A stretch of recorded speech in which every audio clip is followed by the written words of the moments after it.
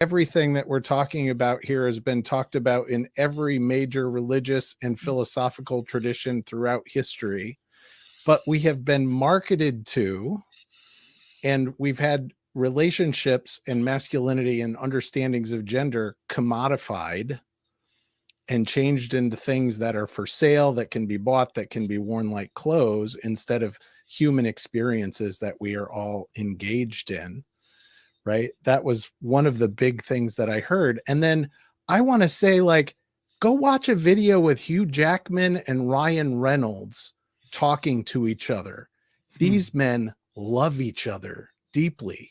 Robert Downey Jr. and Mark Ruffalo, Ted Lasso.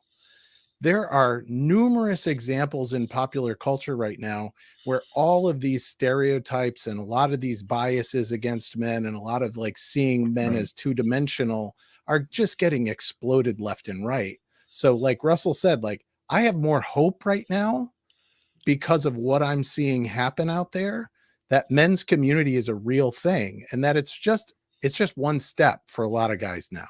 Yeah. They know it's available. They know it's next to them. And it's just about taking that first risk to step into that space. Beautiful. Yeah, I want to just build on that. And what Russell and y'all are saying is talk about scaling. I think it's happening a lot, and it is scaling. And you're just, I see what Russell's seeing in many contexts. I think the time in the zeitgeist, in the energy field of the planet, is recognizing the passion in compassion that is part of our, our inherent being, part of our DNA, and it's starting to arise. There's a movie documentary that's you will hear about called Sensitive Men Rising that is launching on Father's Day. I'll tell people more about it. I've posted.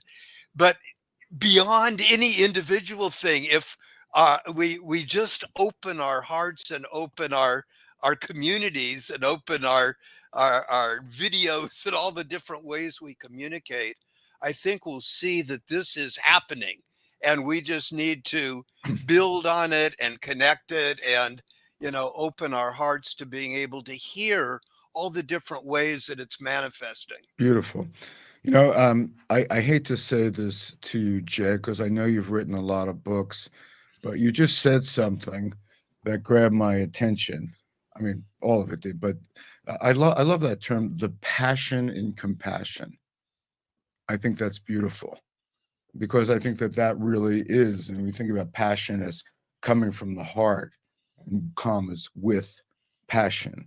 It is passion that drives us. It is that interest. It is the movement of the heart, that cares, and that we care. That's why we're here. That's why GCC is here. That it's like, I know my buddy Rick, who's sitting next to me right now. He's done many things in the world and written lots of great books and lots of great seminars and everything.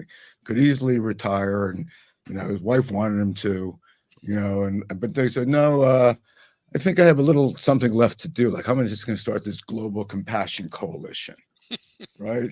Just some minor little thing that's, that now has over 130,000 people who've signed. I'm sure many people who are listening to this are part of GCC, and we welcome you to GCC, because I feel very connected to GCC and to MBCI. Anything any of you want to say as we come to completion here today?